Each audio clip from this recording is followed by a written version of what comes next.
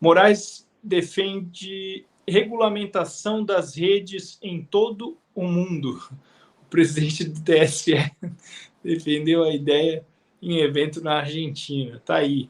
O cara ele não quer ser um benfeitor, um herói apenas no Brasil. Ele quer transformar, né, ele quer ser lembrado mundialmente como o cara que salvou o mundo dessa liberdade excessiva que as redes sociais promovem. Não é isso, doutor Sepúlveda? Passo o primeiro comentário para você. Olha, eu fico cada vez mais impressionado com a vastidão dos propósitos de certos personagens aqui, né? Será que teremos também regulação das redes sociais em Marte, na Lua? Porque pelo caminho que as coisas vão. Mas quem acompanha a política internacional com calma vê que essa é uma intenção de certos grupos, e isso era uma coisa que era bastante interessante investigar e pesquisar na formulação das coisas do ministro Alexandre de Moraes.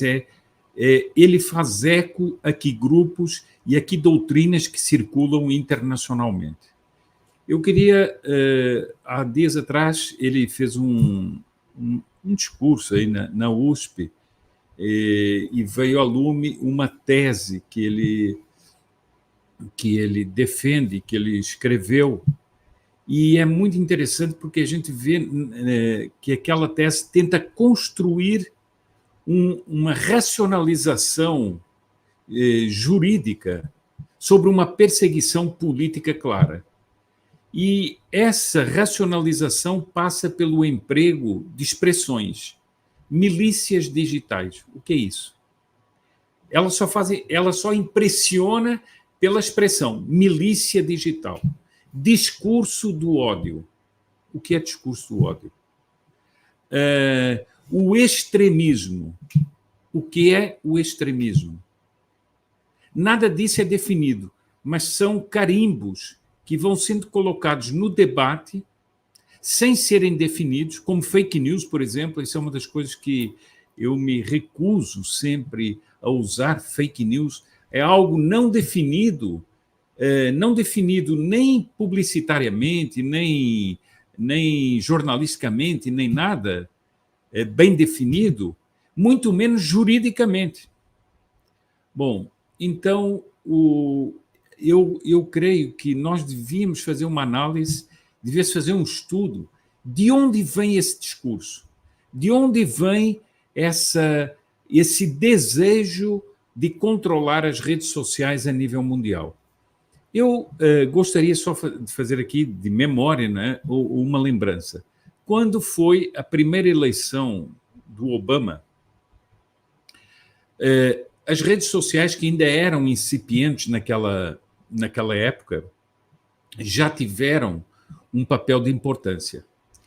E isso foi proclamado, cantado em verso, em prosa, etc., que Obama, yes, we can. É mais uma coisa que você não sabe o que quer dizer. Yes, we can.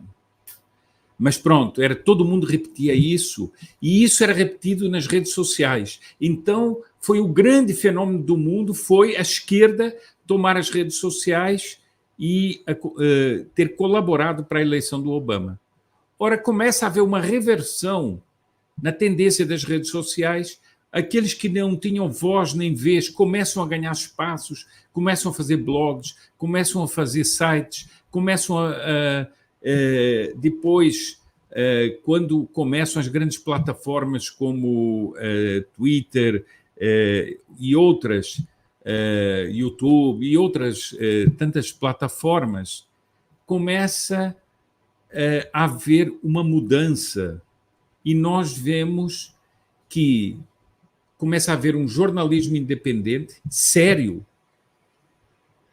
E essa gente que elogiava as redes sociais passa a dizer que a internet é uma selva de criminosos, de milícias.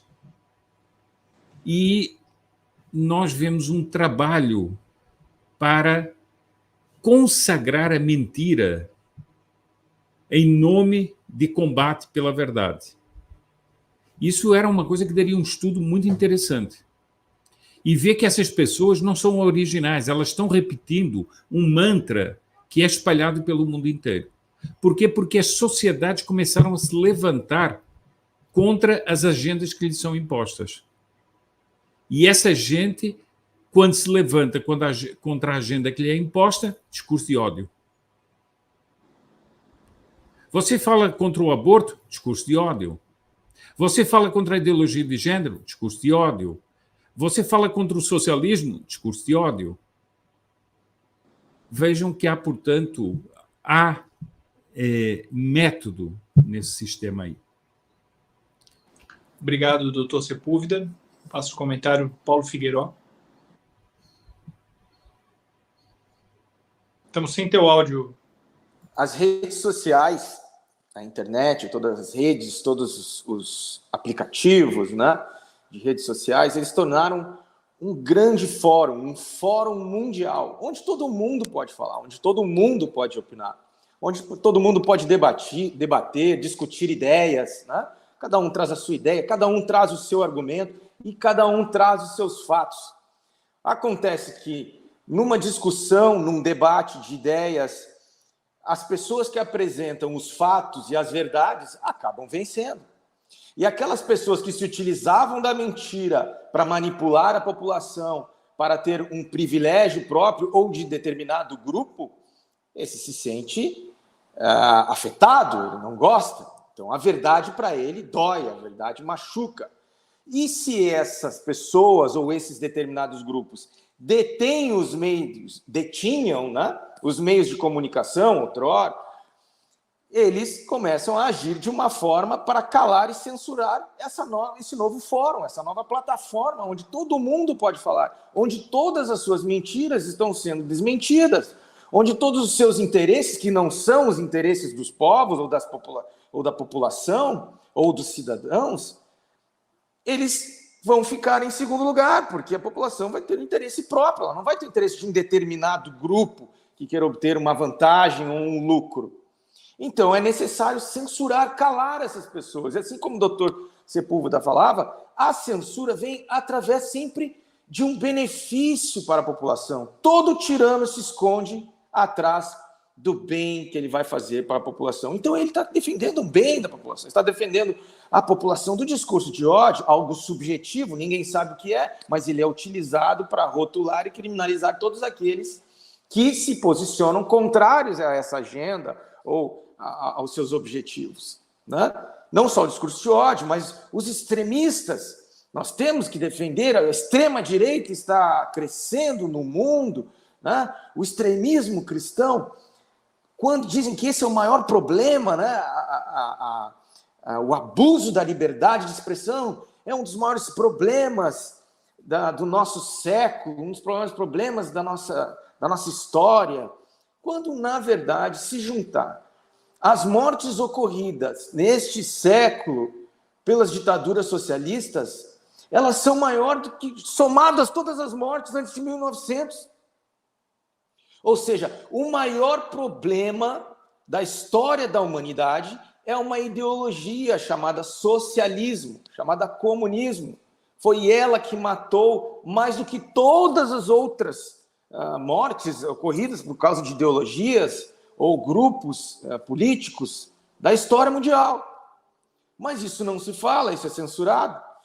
Essa ideologia hoje tem um partido no Brasil, essa ideologia hoje tem passeatas, estão se demonstrando aí, fazendo passeatas nos Estados Unidos, a maior democracia do mundo, né? E isso não é dito.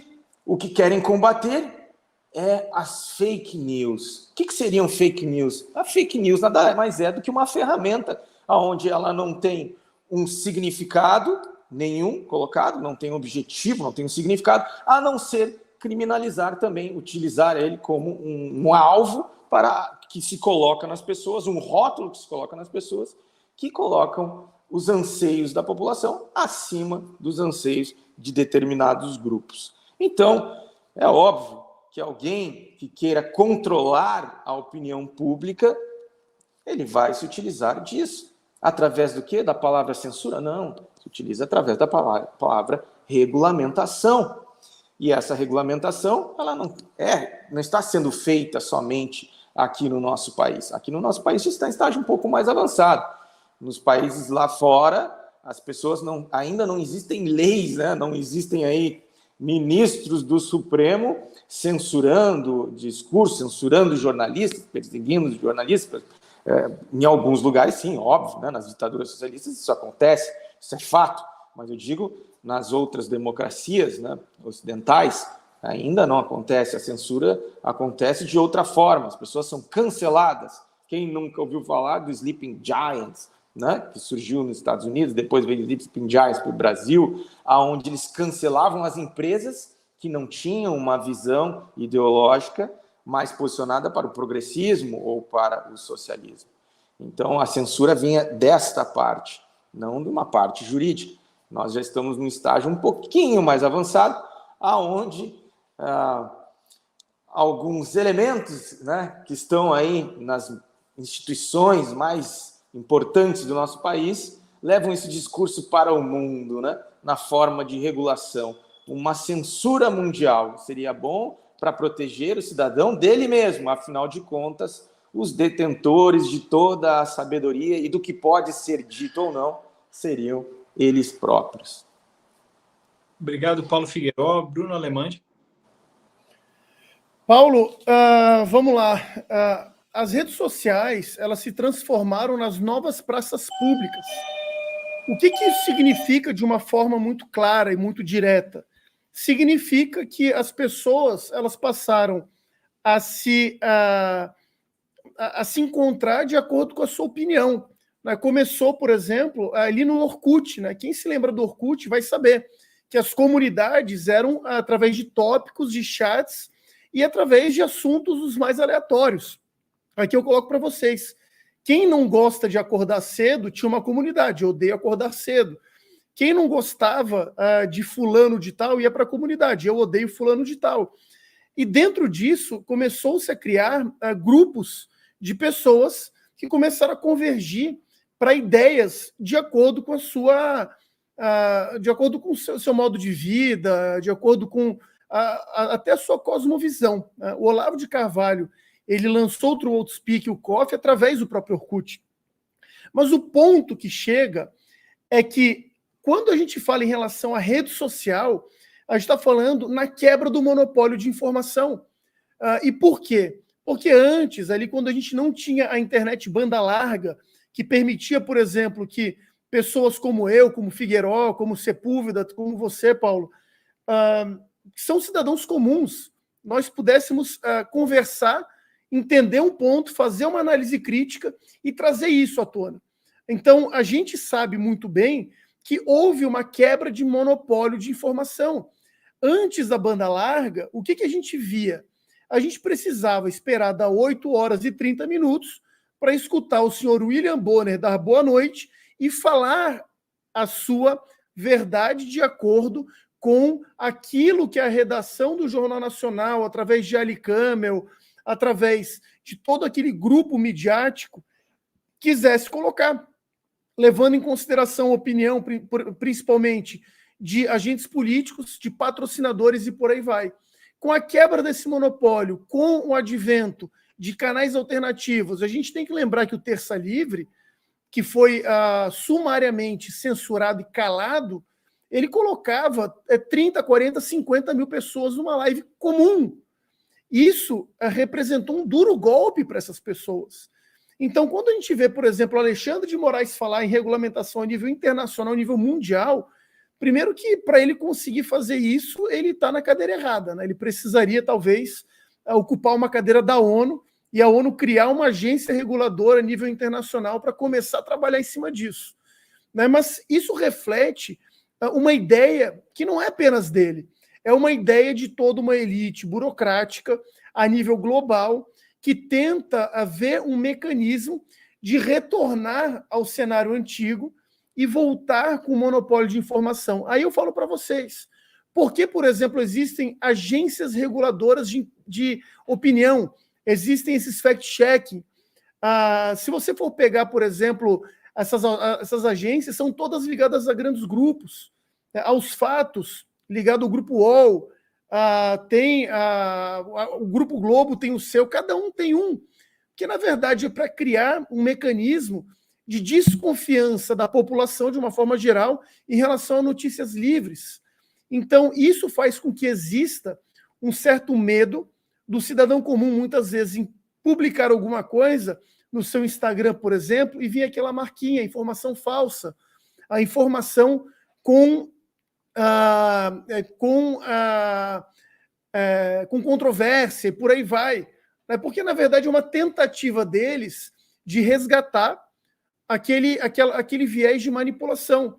Só que daí a gente tem que lembrar, a extrema mídia hoje, basta ver o que está acontecendo em Israel. Eles estão trabalhando dia e noite na construção de narrativa, de retóricas falsas, de desinformação, para conseguir balizar a opinião pública.